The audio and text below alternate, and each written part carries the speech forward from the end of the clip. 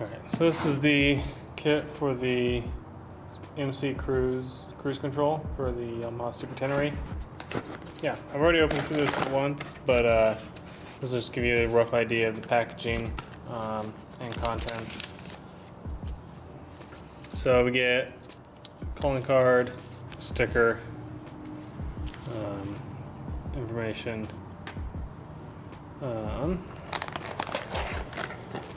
Let's get those to the side for the moment. It's just the box. And instruction manuals. These are exhaustive and extensive. Yeah, major kudos to them for the thoroughness of these. There's a ton of good information in here. Definitely read through all of this before you tackle it. Other than that, we've got new connector, a bunch of zip strips.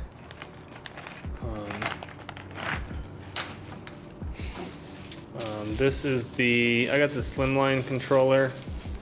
This goes on the handlebar to control the cruise control. Wiring harness for that. Here's the brains of the operation. This is the controller.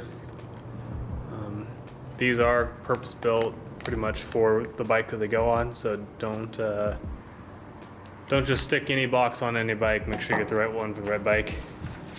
And then harnesses. Overall impressions are really good. Things seem to be built and terminated pretty well.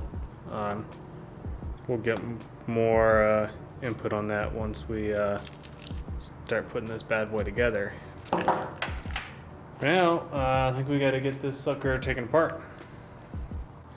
This is a 2013 Yamaha Super Tenere. The year after this one, 2014, they actually added the cruise control as a factory option or factory default. I'm not sure which, but anyway, this is what she's going on. All right, so according to the instructions, we need to start by going ahead and removing the panniers and seats and front fairings, and the doesn't call it out, but we'll need to remove the crash bars as well, just to get access to everything. So if your bike has a center stand, it'll make life way easier. If not, get creative, I guess. But yeah, here goes nothing. Alright, so taking these off is pretty easy. Push key in, turn to the side, it'll pop up the lever. Should be able to disconnect it from the bike.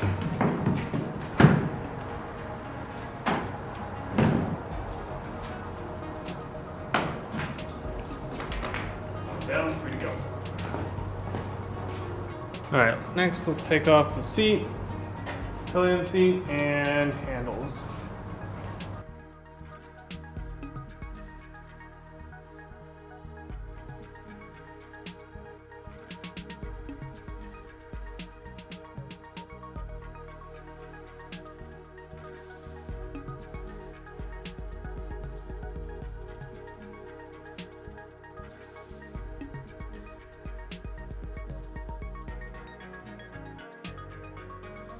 Alright, now we gotta take off the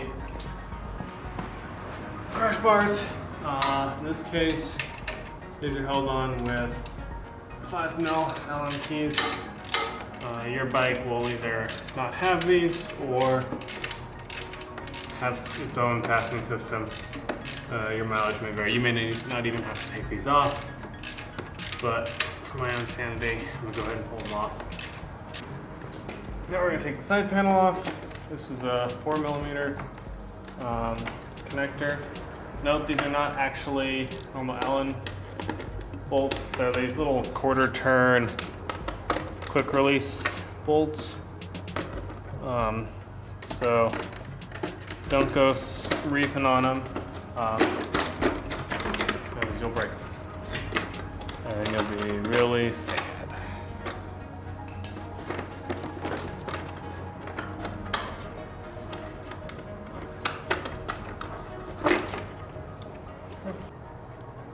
so now we gotta take off these bolts here, and also this bolt under here, and this bolt here, so we can take this fairing off. Let's go ahead and do that.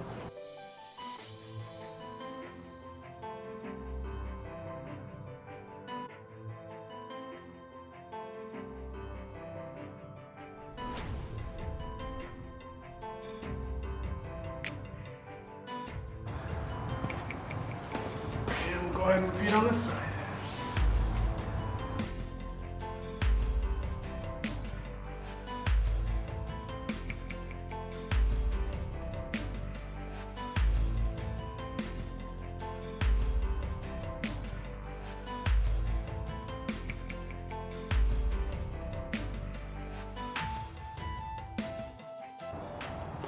Alright, so the problem was I took off these clips down here.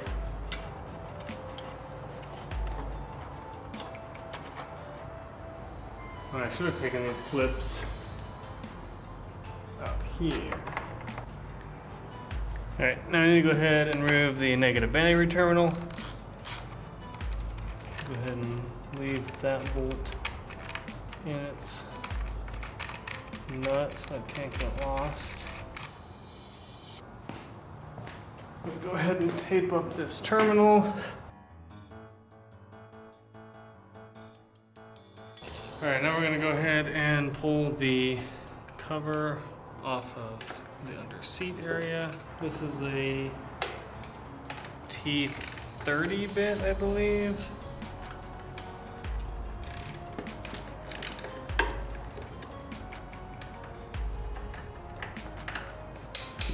I'm not quite sure why it swaps from Allens to Torx all of a sudden, but you know, gotta keep you on your toes, right?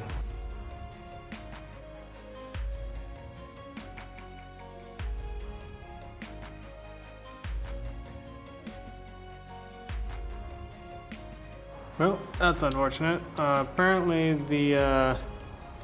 these handlebars have to come off, and they're held on with a, I believe it's a T50 security Torx head, which I do not have. So I now need to wait for parts to arrive.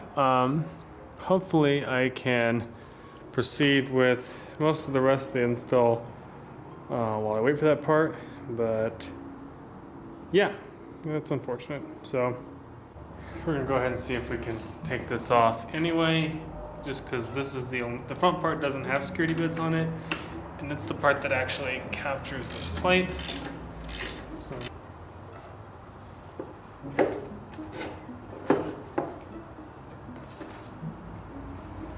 and one side.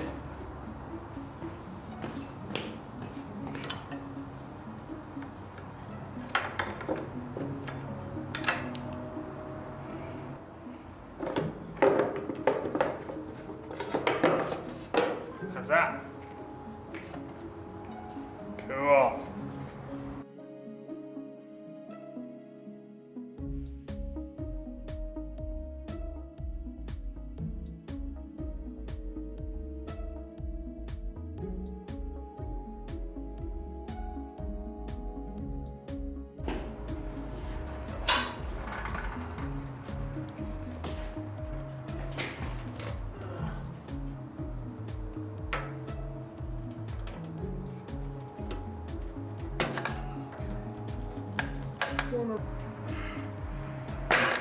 Cool.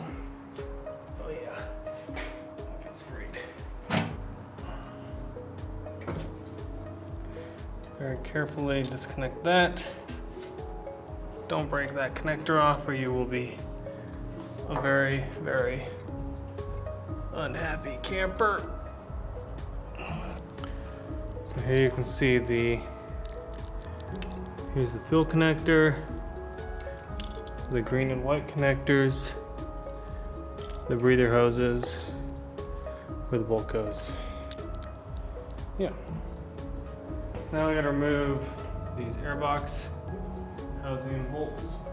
One thing I actually like about this bike is it's designed so you can tip the tank back to get at this without having to disconnect everything. Just a nice little serviceability feature that is sorely missed on a lot of bikes. Alright, so now I come in here, remove this temperature sensor for the Airbox. So we needed to pull this vent, crankcase vent off. Be careful when you do this, make sure this is all fairly clean, you don't drop dirt down in your throttle bodies. We're gonna get a rag and cover these up just to keep them clean. They say to double check and make note of the location of the breather tube because you may need to move it to get access to other stuff. So just something to take note of.